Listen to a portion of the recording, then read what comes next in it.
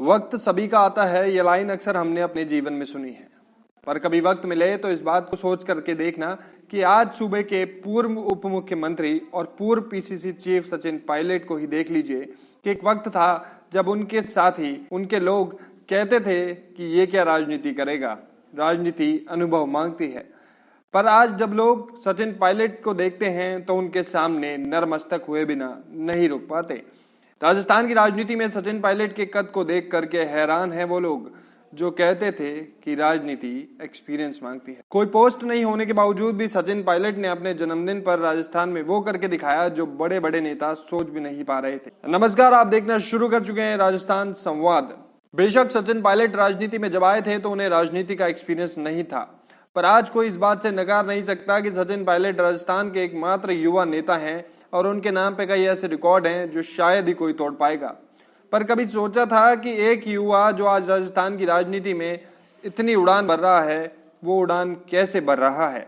इसके पीछे का कारण है उनका गुट और उनके गुट की पायलट के प्रति वफादारी।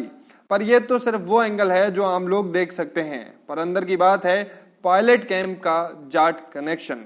जी बिल्कुल, आपने सही सुना। जब राजनीति की बात आए तो सबसे पहले दो ही चीजों की जरूरत होती है, एक होता है अनुभव और दूसरी होती है ताकत, जो उन्हें मिली सिर्फ और सिर्फ जाट लॉबी से।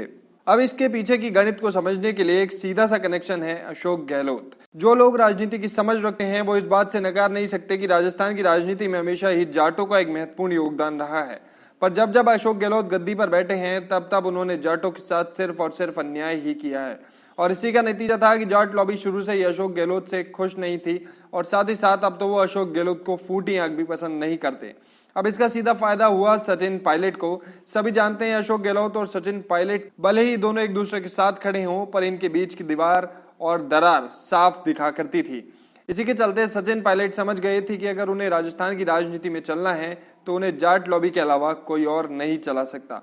फिर क्या था, पायलट लग गए अपने गुट को बनाने में, जिसमें उन्होंने सबसे ऊपर रखा जाट लॉबी को और उनके नेताओं को।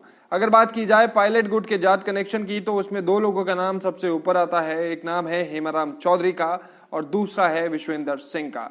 अब ये दोनों नाम ही काफी हैं जाट लॉबी के लिए, क्योंकि दोनों ही अपने अपने क्षेत्र में किसी मील के पत्थर से कम नहीं।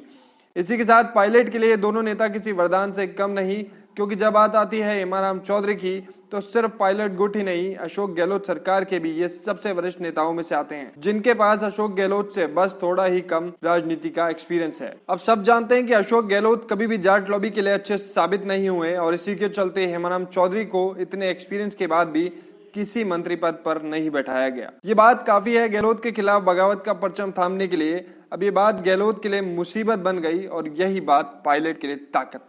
हेमाराम चौधरी ने पायलट और उनके कैंप के लिए राजनीतिक गुरु का किरदार निभाया।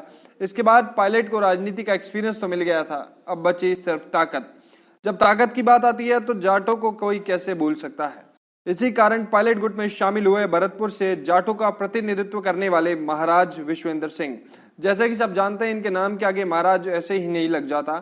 विश्वेंद्र सिंह जाट नेता होने के साथ साथ भरतपुर के राजा भी हैं, और वो आज भी राजसी ठाट-बाट के साथ ही जीते हैं और इसी बात के लिए जाने जाते हैं।